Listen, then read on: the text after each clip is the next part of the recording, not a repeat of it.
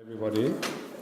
I'm very pleased to be able to announce that we have three very distinguished and interesting members of the next panel, which I think is perhaps one of the very important ones that we're going to be discussing today, the issue that is, namely the matter of press coverage. We have with us Martin Bailey, who is an art historian, a specialist on Van Gogh.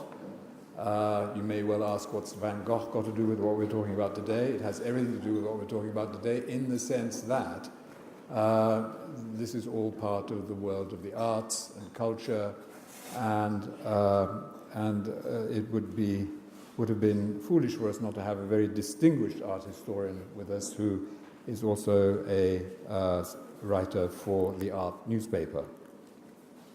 Maev Kennedy writes for The Guardian. She has been the arts and heritage correspondent of the newspaper and also writes on archaeological issues, and is heavily involved also with the museum journal. Is that right? Have I got that right? Heavily involved? Lightly involved? Yeah. Okay. Anyway, highly qualified. And then Sebastian Usher, who's the BBC Middle East analyst and the correspondent on Arab affairs for the BBC. And he is also the daily news editor for Euro News. Have I got that right? More or less. About 15 years ago, yes. Oh, okay. Talking about history. In any event, what we're going to do here is to have each of our panelists give a few minutes of their ideas to us. I will then throw the session open to the group, and perhaps we'll have a conversation amongst ourselves in the panel as well. But all of this must end very soon. So forgive me if I cut you off peremptorily, either if you're a panelist or if you're a member of the group sitting in front of me. So thank you very much. And over to, shall we start with Martin? Fine. Can you hear all right, everyone? Fine. Well, you're very fortunate having three journalists up here, because journalists don't normally talk about what they actually do. It's partly we're too busy just scribbling and writing away. And possibly things are less sort of organized and thought out and institutionalized as you, the readers, might think when you see the papers. Anyway, I write for the Art newspaper, which is an international monthly on the visual arts, but we also cover antiquities as well, and I'm speaking in my personal capacity. I mean, the first time when I really started writing on these issues, on the sort of issues we're discussing this afternoon, was after the invasion of Iraq and the looting of the Baghdad Museum, and we covered that very thoroughly and over many, many years in the Art newspaper. That was a fairly comparatively simple story to cover, because we were obviously reliant on evidence from other people who'd been to Iraq. The Art newspaper has not sent anyone to Iraq. So we developed a network of experts and specialists and curators, and John Curtis and his other colleagues at the British Museum have always been very helpful and put us in contact with people. That was a comparatively simple story to cover, unlike the present situation with ISIS or Daesh or whatever we want to call it. I think for anyone writing in this field, it was a shock having to write about the Mosul Museum and the destruction there. And I'd never watched one of these videos before. I've got no desire to watch them, execution videos. And it was quite a shock to watch the videos. We then had to decide how to handle it at the Art newspaper. Just between ourselves, there was the sub-editors who have rules about how one uses language, quite rightly. First of all, insisted we call it the Islamic State. And I said I didn't like the word the. It suggested it was a state when it wasn't. And so I suggested that if we were using Islamic State, we said we used it as an adjective, as in Islamic State militants or extremists or members or whatever was appropriate. we also had to consider the question of whether to reproduce images from the propaganda films or indeed give links to the propaganda films in our website. And we made what seemed to me a sensible compromise, which was to use still images of the destruction, but not still images of the militants or extremists spouting their propaganda. Since then, obviously, we've been covering it, and we've tried to avoid speculation and only covered events which were confirmed, which, of course, normally means using the films as evidence. I think that's probably all have I used the right amount of time? Yes. Perhaps I can hand on the baton. Yes. Well, I'm Maev Kennedy. I write for The Guardian, but I work for news, not for features. Now, Martin is famous in the trade. You give him an archive and he goes in one end and he comes out the far end, months or even years later with 10 stories. He's a genius. But I very often simply haven't got that time. I mean, typically because of the time difference, the foreign desk would come to me at 4 o'clock in the afternoon to say we have this appalling story out of Palmyra, out of Iran, out of Iraq, out of, anywhere in the region. We need some copy on it by 5:30. And it's a really agonizing dilemma, and I think it explains a lot of the problems there have been in the coverage. We have, of course, a network of correspondents, unlike the Art newspaper, all across the area. The difficulties of getting to these places and verifying facts are such that they're probably dependent often on us feeding back information to them. I was very struck by something Dr. Sadek said about getting this list of 50 sites and being told there was damage of between 10 and 100% on the sites. And she didn't know what the difference was on these sites. That's exactly the kind of story we would get at 4:30. There's been 100% damage to 50 sites in Syria. What do you do with it? The best that we can often do is to get on to experts like you and say, we can't verify this, particularly when we're live blogging. The Guardian is very scrupulous about saying it's been reported, it's believed, people have suggested, but not saying that something has happened, which is a subtlety you can do online, which you often can't actually do in print. But there comes a time when we have to go to press and we have to write something, and very often we are totally dependent on your best guess and your informed assessment of what is happening. And I will say this is an area like nothing before in my career in journalism, where we are extremely dependent on academic expertise. I was also struck by, Dr. Sadek again used the word tragedy. This has been another problem for The Guardian, much discussed in covering this whole area. I know that if I use the word tragedy about the destruction of one of these sites, there will be an immediate torrent of outrage, suggesting exactly as somebody said the Taliban did over the Bamiyan Buddhas, that we care more in the West about stone than about flesh and blood. It's absolutely not true of The Guardian. It's an incredibly difficult distinction to get through in journalism in covering this. And all I can say is we do try. We don't always get it right, but we do try to cover the story, but to remember the people as well.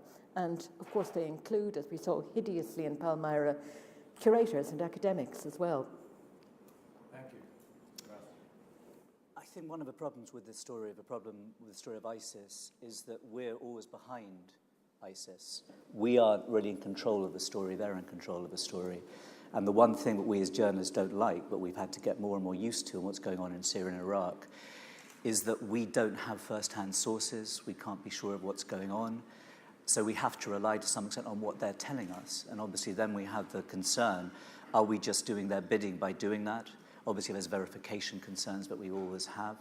It's very hard to get other verification. I mean, there are other elements that do that. But often that comes too late for when you've got to make a decision about whether you go with the story or not. So I think that's one of the major concerns, is this idea that, this is a story that we are not actually leading ourselves at all, and that they have an incredibly strong propaganda machine which is pouring all this stuff out. then obviously our decision all the time is when we go with it, when we don't go with it, how we go with it, etc. And a lot of that is down to what's new in the story. And to be honest, the antiquities, I'm sure it wasn't timed this way, but it was a new element of the ISIS story that kind of hit the right moment because we'd had enough of the horrifying videos of the beheadings, things like that. We stopped showing them. We stopped talking about them. So this was a new element. And then the discussion, as you're saying, was a lot about how do we square this attention we're giving to the destruction of just bricks and mortar to the fact that we've stopped bothering really to cover much of the deaths that happen in Iraq, that happen in Syria day in, day out, because they no longer seem that newsworthy. There doesn't seem anything more to say. So this was a big debate. Obviously, The Guardian have a debate, we have a debate, everyone would have had a debate. And I think in the end, as people have said today, the answer is that it isn't just something like Palmyra or a lot of the places in Iraq. I mean, obviously, they aren't just a structure. They aren't just, mute stones and bricks. They speak for a history. They speak for a community. They're imbued with significance, personal, cultural, that matters both to the people who live there, that matters to people who visited there, and matters to the world. So, in fact, I think people were surprised. I found a lot of my colleagues were surprised at how they were more upset about this than they'd been upset for a long time about anything that was going on in Syria and Iraq, and they kind of felt bad about it. But I don't think you kind of need to feel bad about it. These are, sites which carry a huge amount of weight, which is, in a sense, human weight as well as just cultural weight. Thank you. I'd just like to return to a point that was raised earlier this afternoon about the role of the press and the functioning of the press on a kind of broader plane. Do you feel at any time, do you or your editorial colleagues or your editorial bosses, do you ever discuss amongst yourselves the extent to which the nature of the coverage that this whole ISIS-Daesh issue gets actually helps to completely unwittingly contribute to the problem? Yes. And one of the things that has struck me from the beginning of this story, and one of the ways in which it's different from any other rolling news story that I have covered, is whatever you think about the ideology and what actually drives IS, and there have been some fascinating insights, I think, into it in the papers today, they are children of the social media generation, and in many ways they're better at it than the journalists trying to cover it, and they're better at it, if I may say so, than the academics. And there has absolutely, as you've said, there has been this feeling that we are following in the wake of an agenda that they are setting. And it's very difficult to know what to do. Do you not report it? Do you not show the videos? Do you, as The Guardian has done generally, do you cut before the most appalling bits of the videos, or do you put the links on and let people choose for themselves? I cannot think of a particularly appalling incident in this whole campaign when there hasn't been an anguished discussion in the Guardian news conference the morning after, where we discussed what we've done the previous day and whether we've got it right, on whether we have done exactly that, whether we have been their puppets, where they have said, put this up and shock the world, and we've done it. I mean, the fact of the matter is that I suppose it would be fair to say, correct to say, that 2 years ago, 2.5 years ago, 3 years ago, this organization didn't exist. At least it didn't exist in today's format. Okay, in an embryonic way, perhaps it existed as an outgrowth of other existing organizations. But what we see today was not happening, was not being perpetrated by these particular people. And would it be fair to say that the glamorization of the terrible things that these people have been doing has helped actually the recruitment exercise? Well, in what sense is it glamorizing? Well, glamorizing in the sense that if you're a bit of a nutcase, you'll get a kick out of some of the things that you're seeing. Yeah. Well, I guess as journalists, I'm not particularly keen to cover their atrocities, whether against people or against antiquities. On the other hand, of course, as journalists, we have a responsibility, and it's our job to report the news. I mean, it's sometimes said to us, do you consider the impact of what you write? But that's a very complicated question. I mean, ISIS is hardly likely... Is it a question that needs to be addressed within the community? Yes, in fact, if one worried about the impact of what one was writing, I don't think one would actually write a word, ever. You just couldn't do the job. And as journalists, we're responsible for reporting and not worrying unduly about the impact of what we write, although we have to bear that in mind. And of course, you don't know what impact is going to have, what ripples it will have. So, ISIS is not going to read the art newspaper, but our stories may get picked up by other publications and then disseminated. So it is a difficult question, and I guess it's easier often not to write something about ISIS unless they've done something terrible. I think there's several things there. One is actually just about trying to be too pedantic about it, but the idea that it came out of nowhere, and it didn't. And I mean, I was doing an awful lot after the Americans pulled out of Iraq about what was going on, and we couldn't understand quite why this terror was unleashed again. And we couldn't get anybody there to see on the ground and couldn't necessarily trust the people who were there. And in Syria, the same thing. So there's partly a journalistic black hole in the most important story, perhaps in the world, is right glaring at you day in, day out. So it's a huge kind of slap in the face for us as journalists that it's there, because we're writing about something which, honestly, a lot of the time we don't know. The signs were all there. I mean, we carried a huge amount about these horrific car bombings that were going on. That was ISIS softening up the population. And, there were videos coming out then which were there to terrify the population, the kind that were then broadcast later were there but weren't getting a huge amount of uptake because they were for the local audience. They were, terrifying things. On the side of what you write and not thinking about the audience, I have to say it depends on who it's for and what you're doing it for. I'm not coming as a representative of the BBC, but obviously as a state broadcaster to some extent, and other kind of major broadcasters have a different attitude to that to some extent, because they're looked at in a different way than a magazine or a newspaper would, where you expect opinion, you expect an angle. An angle and opinion is not expected in that way. So you are a prime target for anything that you do, whether you do it or you don't do it. So there is a lot of thought about how it will be perceived, how it will be taken.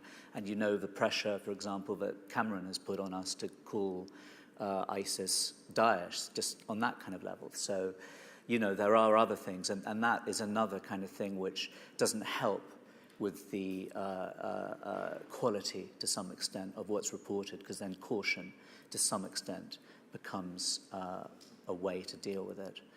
So, it's something which isn't going to become any... I mean, when we were talking earlier about the antiquities and how much money ISIS gets from it, nobody knows. I mean, it's just nonsense to pretend that you do know. Probably virtually no one in ISIS knows. And it's all mixed up with other groups as well who may be getting their bit or whatever. So, I mean, I think that the journalist's role is not to pretend that there's clarity when there isn't. And that's part of a story in this case. Not to bore the public and the audience with all the ramifications, how you got to that story, but to honestly give what you know and what is reasonable speculation based on that, and to try, with obviously the difficulty in this black hole, to have some greater certainty than just somebody, who's following on Twitter or whatever would have of what's going on. And that's just the final other thing I want to say, is again, there's this role that Guardian, I think, and we and other people have, where we obviously used to be, the gatekeeper of information or that kind of thing. Well, we're not anymore, and the information is there. So whether we do it or we don't, it's still going to be out there. So our role is to channel that, think about it, and then go with it for reasons we think, and approach it with our knowledge and our understanding to try and make some meaning out of it if we can. Not to be, to pick any fights of anyone, but I mean, I've been interested, for example, as somebody who did an awful lot on this, and colleagues of mine for a long time, but actually we're scooped every day by the Daily Mail, for example, because they will take every single story that comes out, verified or not. And then there's pressure for me, for example, to do that story and to broadcast on it. So there's hundreds of things going on. do think that one of the reasons IS appeared to come out of nowhere is that, by and large, the media, and I accept The Guardian from this, we did the best job we could, and the BBC, but we dropped the ball after Iraq, after Iran, after Afghanistan, after the Lebanon. The media got bored. You know, they thought this is more of the same. It's the mopping up operation. It's very expensive to keep foreign camera crews in a country like that, and it's very dangerous. We've lost journalists, BBC and The Guardian, but we did the best we could. Many other media just got bored, and the circus rolled on, and therefore IS appeared to come out of nowhere. I mean, there's a friend of mine who was in Baghdad for a long time, and he finally had enough of it when he came back one day from some terrible carnage that was going on. Tried to sell it and just couldn't even get through to the editor. There's nothing wrong with him, but it's just for exactly that reason. Yeah. It's done, and to think you're seeing that, you're observing it, you're there, that can push somebody over the edge. You know, you see no point in it anymore. A friend of mine in Baghdad had been in one of the market bombs and got back, phoned the news desk, had footage of one of the market bombs, and the news desk had heard that somebody had opened an ice cream stall down by the park and said, no, we want you to file on the ice cream stall down by the park.